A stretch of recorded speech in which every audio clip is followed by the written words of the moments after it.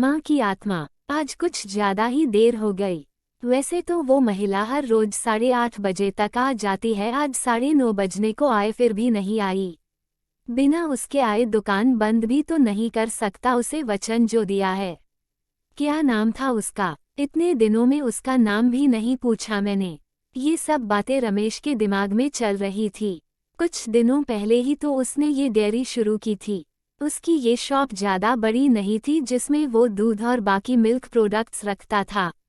उद्घाटन के दिन ही पहली ग्राहक बन एक महिला उसके शॉप पर आई थी। उसकी गोद में एक छोटा सा लेकिन बहुत ही प्यारा बच्चा था। उसने एक दूध की बोतल ली और रमेश से बोली, भैया अभी मेरे पास सिर्फ 10 रुपए है, बाकी के आपको कल दूँ तो चलेगा। रमेश ने एक बार उसकी तरफ देखा। गरीब थी बेचारी, गले में मंगलसूत्र नहीं, माथे पर सिंदूर नहीं, शायद पति मर गया होगा बेचारी का। रमेश ने अंदाजा लगाया। पुरानी मैली साड़ी को कई जगह रफ्फू किया हुआ था, माथे से पसीने की बूंदें बह रही थी।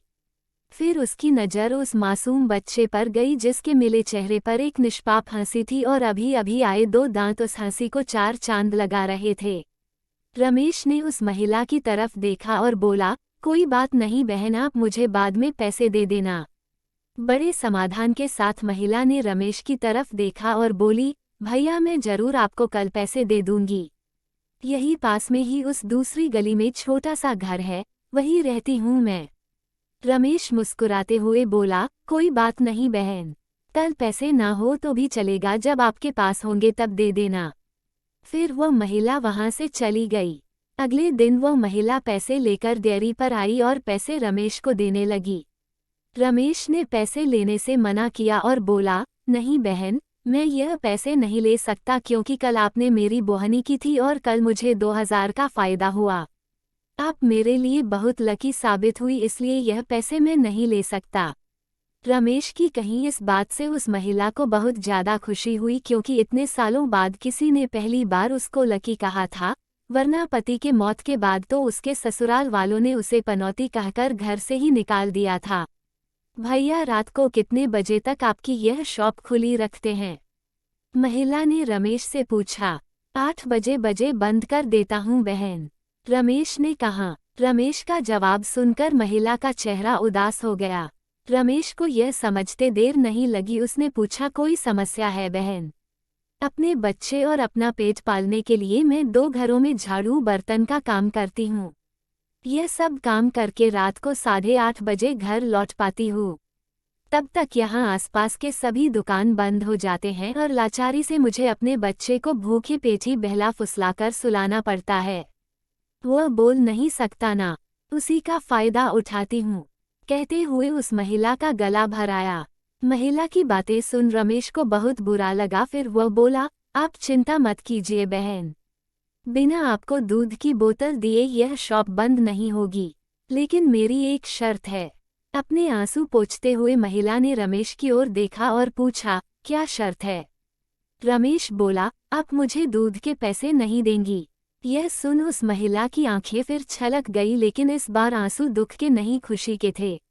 उसे ऐसा लग रहा था जैसे इंसान के रूप में भगवान उसकी मदद करने आ गए हो। उस दिन से हर दिन 8:30 बजे वो डेयरी पर आकर दूध की बोतल लेकर जाती। धीरे धीरे 5 महीने बीत गए और धीरे धीरे महिला बीमार होने लगी। ज्यादा काम और चिंता की वजह से उसका शरीर दिन ब दिन सूखता जा रहा था। ऐसे ही एक दिन रमेश अपने दुकान का सारा काम खत्म कर इस महिला के आने का इंतजार कर रहा था। 9:30 बजे वो महिला आई। आज उसका चेहरा कुछ ज्यादा ही बेजान नजर आ रहा था। बीमारी के कारण आंखों के नीचे काले घेरे और ज्यादा बड़े हुए नजर आ रहे थे। रमेश ने तुरंत फ्रिज खोलकर दूध की बोतल निकाल उसे दी। फ्रिज बंद करने के लिए रमेश मुड़ते हुए बोला कि बहन आज कुछ ज्यादा ही देर कर दी। वो घुमा तब तक वो महिला दूध की बोतल लेकर जा चुकी थी। उसने सोचा आज ज्यादा देर हो गई इसलिए वो जल्दी चली गई होगी। बेचारी का बच्चा रोता होगा भूख से। रमेश ने दुकान बंद की और घर चला गया। अगले दिन ठीक 8 बजे वो महिला शॉप पर आई और आकर बिना कुछ बोले खड़ी हो गई। हमेशा की तरह रमेश ने उसे दूध की बोतल दी। कोई चीज नीचे गिरी तो उसे उठाने के लिए रमेश नीचे झुका। वो चीज उठाए और सामने देखा तो वो महिला वहां नहीं थी। रमेश को आज पता नहीं क्यों उस महिला में काफी बदलाव नजर आया था। उसे वो बड़ी कमजोर सी नजर आई।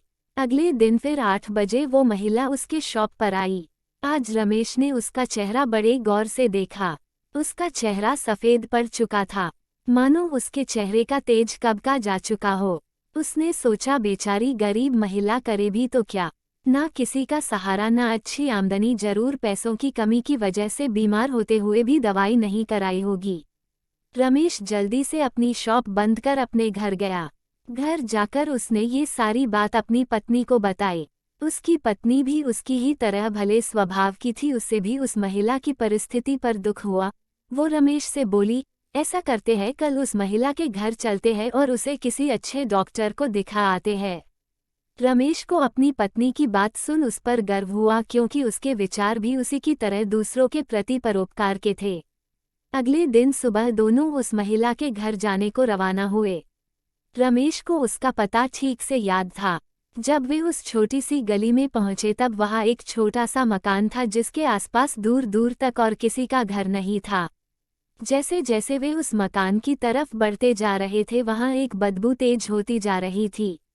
दोनों उस मकान तक पहुंचे और दरवाजा खटखटाया ही था कि वो खुल गया और वो बदबू असहनीय रूप से बढ़ गई। फिर भी दोनों अपने नाक पर कपड़ा रख उस अंधेरे मकान में घुसे, जहां बच्चे के खेलने की आवाज आ रही थी। रमेश ने किसी तरह स्विच ढूंढकर मकान की लाइट जलाई और सामने जो दृश्य दोनों ने देखा वह देखकर दोनों की आंखें फटी की फटी रह गई। उस कमरे में उस मासूम बच्चे की मां मरी हुई पड़ी थी। उसे देखकर लग रहा था कि वह 3-4 दिन पहले ही अपना देह त्याग चुकी है, क्योंकि धीरे धीरे उसका शरीर सड़ने लगा था। निर्जीव पड़े उस शरीर की आंखें देखकर लग रहा था जैसे रो रोकर सूख चुकी हो। निर्जीव होते हुए भी उस महिला की दोनों आंखें अपने बेटे को ही देख रही थी। उसका बच्चा भी अपनी मां की आंखों में देखकर खेल रहा था, जैसे उसे लग रहा हो कि मां उसके साथ खेल रही है और उसका पूरा ध्यान उसी पर है।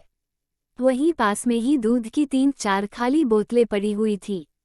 यह दृश्य देखकर रमेश और उसकी बीवी दोनों अचंभित रह गए। दोनों के रोंगटे खड़े हो गए। रमेश को अभी भी विश्वास नहीं हो रहा था कि एक मरी हुई मां अपने बच्चे के लिए उसके पास से दूध लेकर जाती थी। रमेश ने और उसकी बीवी ने उस महिला का विधिवत अंतिम संस्कार किया और उस बच्चे को रमेश ने अपने बीवी के हाथों में रखा। उसने भी उस बच्चे को बड़े प्यार से लिया और दोनों ने उस बच्चे को गोद ले लिया। रमेश को अपनी पूरी जिंदगी यह ध्यान रहा कि उस बच्चे की मां अभी भी उसके साथ है और उस पर नजर रखे हुए हैं। आशा करती हूँ कि यह छोटी सी कहानी आपको पसंद आई होगी।